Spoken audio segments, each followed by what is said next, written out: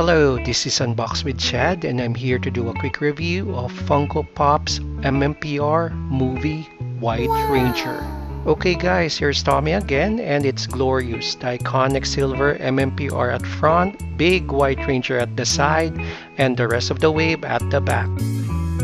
Remember the days we were young, wild and free. Out of the box, ang ganda nito. Sa fighting pose pa lang, maaalala mo talaga yung character.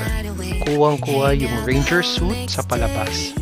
Spot on yung gold and I love the details. Yung armor, yung belt, at yung gold lining sa shoes. For size comparison, here he is with Superpower Superman,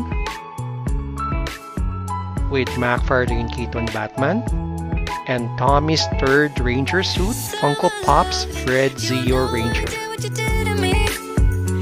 Summer love, didn't care that we weren't meant to be.